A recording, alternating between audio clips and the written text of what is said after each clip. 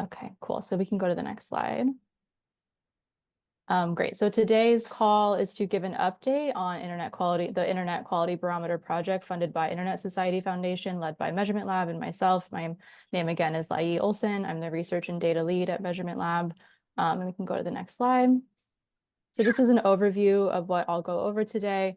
I'll just first give a reminder of what the goals of the project are. And then I'll get into what we've been up to since we first announced the project back in February. And then I'll go into the framework itself and the feedback, some of the feedback that we've gotten on it thus far. And finally, I'll talk about what our next steps are and how you can be involved if interested. Next slide. Okay, so the goals.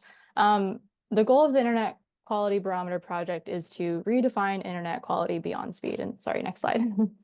And this is because as a leading speed test provider, we know better than anyone how much people depend on speed test data. And we're also aware of the growing consensus among experts that speed as a metric doesn't necessarily correlate directly to a user's quality of experience. It's a pretty agreed upon understanding that it does contribute to a user's experience, but it is not representative in totality. The easiest example of this is that I can take a speed test from any one speed test provider and have a relatively good result, but still have a bad time video streaming or participating in a remote meeting and even doing basic activities like web browsing or email. So, and this is because the internet has become more advanced and more complex, and our applications have started requiring different characteristics beyond what speed tests measure alone. So next slide. Our main question, next one, becomes then, if not speed, then what? And next slide, if we want decision makers to be making data-driven decisions about how to improve the quality of the internet, what specific metrics should they use?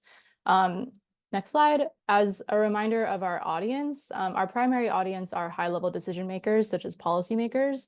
And these are folks who do not want to and should not have to become experts in network measurements to be able to use measurements to help them make decisions. But that said, we as experts know that these types of analyses are nuanced and complex. And to be successful, we need the buy-in of network researchers and other types of high-level decision makers to make sure that our outputs are bought into by experts as well.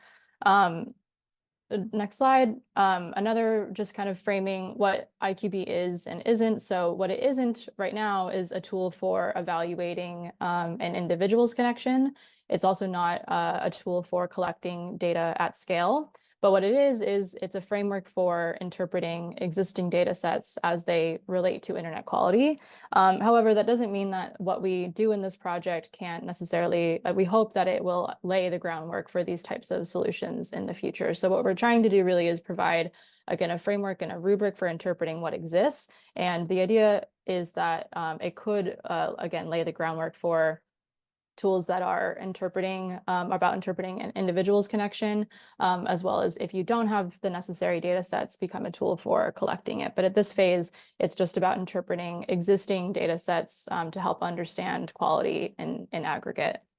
So what we've done up to, and next slide, one big part of what we've been doing is hiring the relevant team members. So Melissa Newcomb, Senior Program Manager, and also Varshika has joined us as our research fellow. Melissa's been really instrumental in keeping our work moving and organizing some of the events that we'll be speaking about today. And Varshika has been helping us consider the details of the framework from a network research perspective. And we've also been working with Amy Cecil, who is a data visualization expert, and she's been helping us think through how to make our outputs as accessible and helpful as possible. We've also met with some stakeholders and starting to gather preliminary feedback. So Nick Merrill at UC Berkeley, folks at UCSB, Andrew, Matt, and Brandon at Meta, Christopher Ali, author of Farm Fresh Broadband, Dustin Loop from the Broadband Mapping Coalition and Ready.net, Innocent Obi, University of Washington, Fenwick McKelvey. I was also able to host a roundtable at the Next Century Cities Bipartisan Tech event, and also was able to meet with the other ISOC Foundation research grantees. Sorry, that should say ISOC Foundation. So some of these folks I was able to meet with in person, some I spoke to virtually, but all of them gave really useful feedback and come from a variety of backgrounds, and have helped kind of inform what I'll share today. And then also hopefully will continue to inform the project as we go forward. And also a goal for today is to get interest from other stakeholders. So if you would like to be on this list, we'll talk about how you can be involved going forward. The next slide. One of the biggest questions going into the project was how we should format a framework like this. So it's simple enough, to say that we should include metrics like packet loss and latency, and we should have multiple measurement methodologies. But how do you actually organize all of that information into a framework that can be easily understood and reproduced? So next slide. In considering this question, we arrived at something kind of like the concept of a credit score, or a number that is calculated by considering a bunch of different factors, but is summarized in one more easy to understand metric. So what goes into that? So we're proposing 3 different levels, each of which have their own kind of calculations, but that get funneled up into that top IQB metric. So on the first level, we have the use cases, the second, the network requirements, and then the third, the measurement. So I'll talk about these in more detail. So next slide. By starting with the use cases level as the first level, our goal is to articulate what users need to be able to do to be considered as having a quality internet connection. One of the biggest points of feedback that we get from experts is that bandwidth and throughput measurements do not properly represent all of the use cases of today's internet. So the idea is to name these use cases first and then build the rest of the framework around them. So examples could include like what's listed here: video conferencing, video streaming, web browsing, etc. And again, the idea is, when we're talking about measurements, we often get into, well, what are you trying to measure? And so by starting with the use cases, the hope is that we are then up front defining what's important, and then also considering, this allows us to then consider in the next level what is different about each one of them. These all have different requirements of the network. And so by distinguishing them and defining them up front, and also getting buy-in from high-level decision makers that these are the right use cases to be focusing on, the goal is to, again, diversify what constitutes internet quality beyond sort of a singular use case. Next slide. So in the next level, level 2, the network requirements. So for each of these use cases defined in level 1, this is where we'll define what the network needs to be able to do to support each particular use case. So for example, we could say that video conferencing, maybe a user doesn't need very high bandwidth, but it does need low latency. And that's just an example. But the idea is basically, if you go back one slide, for each one of these use cases, being able to define which network requirements or what is required of the network to support it. And the premise here being that they'll actually be different for each use case. So being able to be more descriptive about how each use case needs to be supported by the network. And then going to the next slide, finally on the measurement level, and this is of course where we get much more detailed, here we're going to provide a framework for different data sets to be analyzed in relation to the requirements on the layer or the level above. So for example, if we say that video conferencing needs low latency and MLab's public entity database shows that the median latency is 10 milliseconds, or in Ookla or Cloudflare, for example, say the median latency is 50 milliseconds, we could say that maybe MLab scores the video conferencing latency with a 9 out of 10, and Ookla scores it with a 7 out of 10 or something similar. The idea basically is to get the opinion, so to speak, of every data set on every network requirement of every use case. So every measurement or every relevant data set will be interpreted to say, okay, what does this particular data set say about this particular network requirement for this use case? And so in this way, trying to basically provide a framework through which we can interpret each data set in relation to the use case that it's applying to, rather than trying to apply the data set to all of them all at once. And so as mentioned, the framework is meant to be for existing data sets. There are some newer tools and methodologies that folks might have access to that could be included as well. For example, quality of outcome. I know that Bjorn's on the call. And so our hope is to provide a way to include that data if you have it, but also to not consider it blocking for producing a score if you don't. So if you go to the next slide, so then the idea is that from there, with all of these different layers or levels is what we've been calling them, we'll be able to, have all these different measurements be giving a different score for every different requirement, and those will then be compiled. So you can imagine basically having a latency for video conferencing score as a composite of the MLab score and the UCLA score, a bandwidth for video conferencing as a composite of those data sets as well. And those then funnel up to a video conferencing latency metric or score. And then from there, you're able to score video conferencing. So if we look at the latency score and the bandwidth scores according to those data sets, then you get from there, okay, I have an 8 out of 10 for video conferencing, and then I have a 9 out of 10 for streaming audio, and so on. And from this, then you get the composite IQB metric. So basically every different layer has a different way of producing a score, and then they all get combined through up into the layer above it into the IQB metric. So again, something similar to a credit score where there's a bunch of different factors underneath, but that you end up with a more simplified, hopefully easier to understand metric. I have some more details to add, but I'll just pause there for questions or comments. And I think I added a questions comment slide on the next one.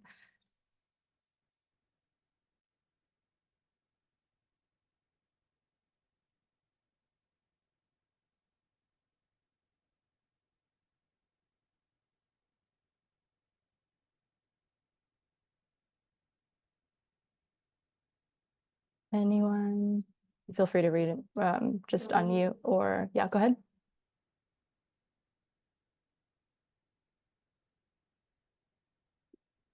Oh, I thought I heard someone. Feel free to drop them in the chat as we go, but I'll just continue if there's none.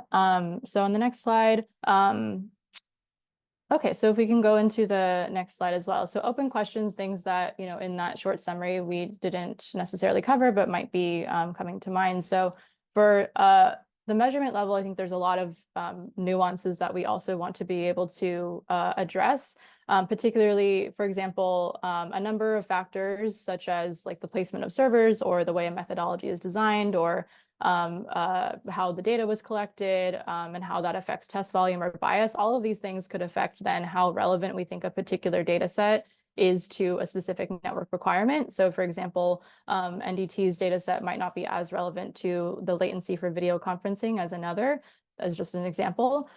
So when we produce a score for that data set and its relevance to a specific network requirement, we also want to provide something similar to a confidence interval to basically, or like a margin of error to signal sort of how much confidence that we have in the information that we're getting from that data set. And so that's an open question of how particularly do we represent that in the score. Essentially, what we want to be able to provide is no matter what, you can get an IQB score, but you might have some caveats about the data set and how to best represent that to decision makers. There's also the question of there's a kind of a distinction between how relevant a methodology is to the measurement of a specific requirement, and then how relevant the data set is. So for example, a data set, or sorry, a methodology could be very relevant and be measuring all the things that we want it to, but we might only have 10 tests. So how do we properly represent that when scoring that measurement, or providing a score for that measurement is an open question. And then part of what we also want to provide too, I used the example of median before, but there might be other statistical methods that would be preferred for analyzing a specific data set. So you could imagine looking at the distributions instead. It could be something like the 90th percentile or something similar.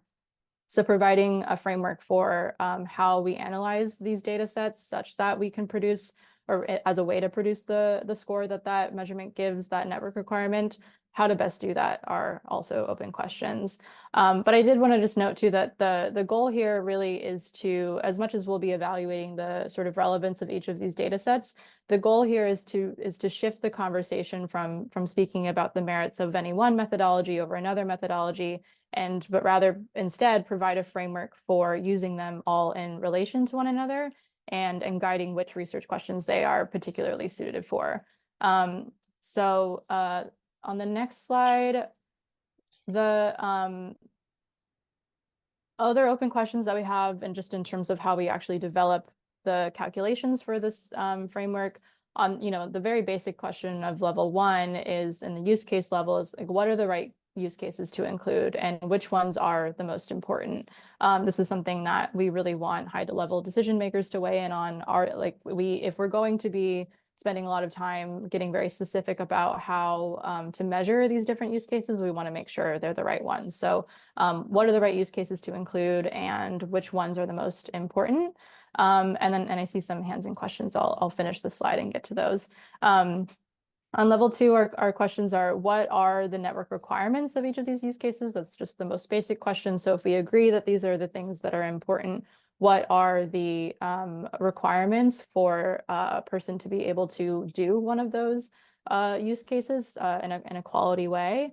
And then, of course, the level 3, beyond the questions that I posed on the last slide, just what are the relevant data sets to measure these requirements and how should we interpret them? And then when looking at the framework as a whole, that's the larger question is, what are the appropriate calculations to accurately represent each of these levels in that ultimate final IQB score? I'll pause here, and Matt, if you want to go in with your question, then I'll go to Maria's. Thanks, Lai Yi. Yeah, hi, I'm Matt, the Internet Society. This was very interesting.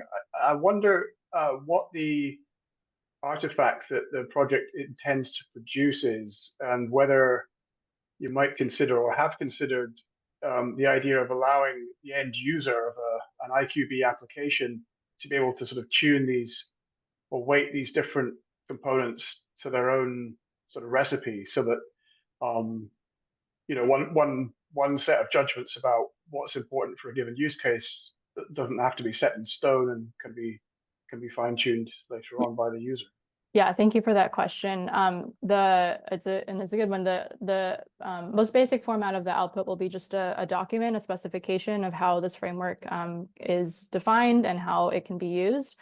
So a report essentially, but then we'd also like to try and submit an IATF draft and see if we can get it standardized as well. But the most basic output would be just the report with the framework defined. But yes, that has absolutely come to mind when thinking about next stages of it. I could really see this being a very user-friendly web application where users, policymakers can go in and upload their data sets, or Blue Sky, those are just automatically pulled for them from public data sources. But say they've done, a small data collection exercise in the region that they're interested in, they could also upload that and have that be part of the calculation. So I could see this being a tool in future as well. The goal here is just to lay down the foundation for what that would be. But then I've also, and to your question about flexibility, yes, I've thought about that a lot. I think the ultimate goal is, yes, that these sort of values or weights or whatever, however we want to think about them at every level, can be modified, but it also is important. I think part of the exercise here is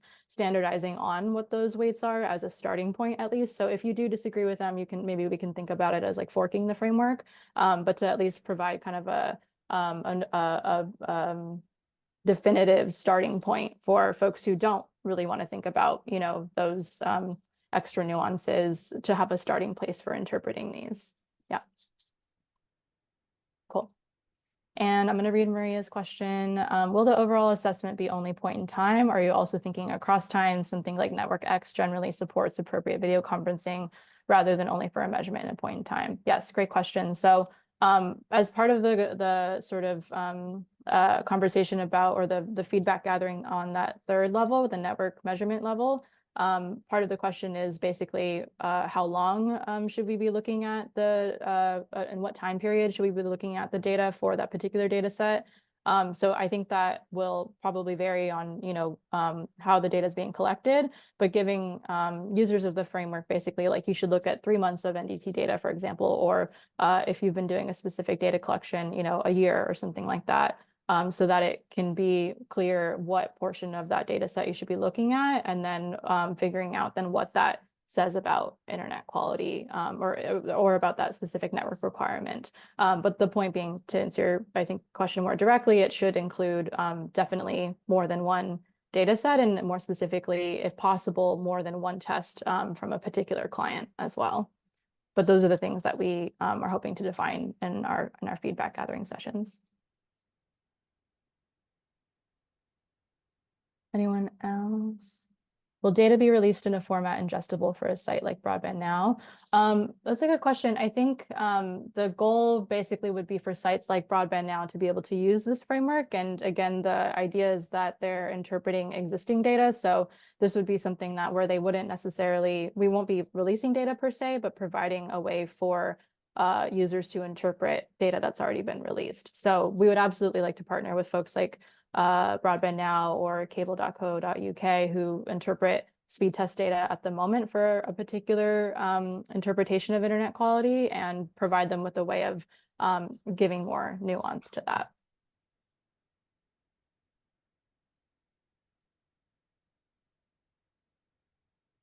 And when building the use cases, are you going to consider geographic realities, e.g. low resource regions of the world usually have lower bandwidth or have higher latency towards content? Yeah, this is a great question. I mean, part of the feedback that I've been getting from stakeholders has led me to this like larger question of just like, is there a such thing as a specific standard for internet quality globally? Because it does it change regionally? I think what we've arrived at is basically having one sort of proposal for where to start, and then to Matt's earlier point, providing ways for those requirements to be tweaked. So what we're really trying to do is produce the kind of overall structure, and then if there are regional characteristics that mean that you should be able to, or that you want to adjust what those thresholds are in the network requirements. So for example, maybe in some regions, 10 milliseconds should be considered quality, while in other regions, 50 milliseconds should be considered quality.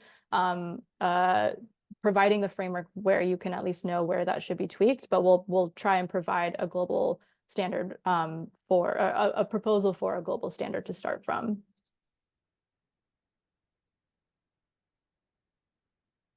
And I'm happy to say more if that didn't answer, but.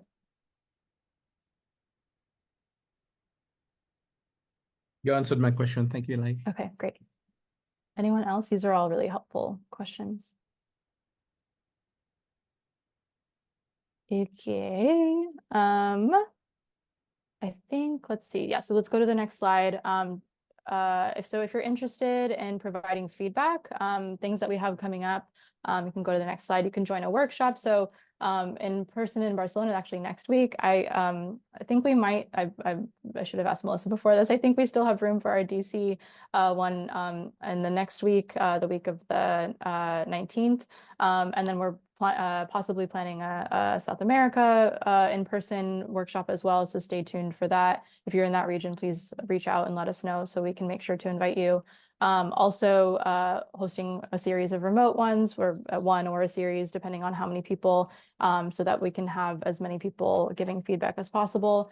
From there, from the workshops, we hope to basically address those questions that I raised on a couple slides back for the different levels, and then get people's basically experts' opinions on what are the network requirements, what are the right use cases, what are the measurements that are relevant, et cetera.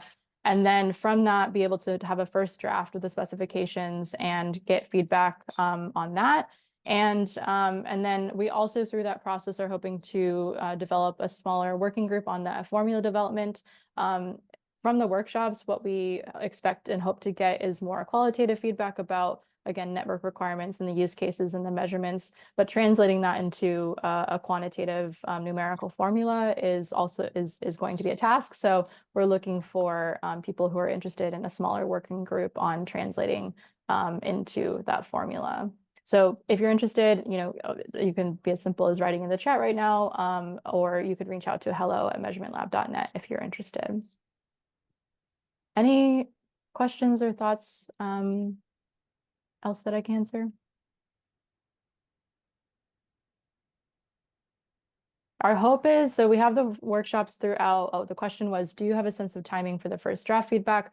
The workshops will take place throughout September and October, so our hope is November, early November.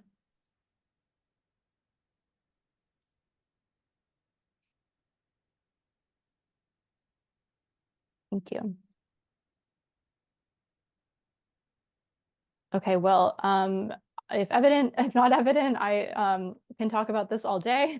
So if you ever want to reach out and have any more questions or feedback, please let me know, and reach out to the email address if you want to participate in the upcoming events. And just so you know as well, we have these calls every month. They're not always on the IQB project. We sometimes have community conversations or other updates from MLab. So be sure to continue looking for this on your calendar. But if there's no other questions, I think that will be it for today.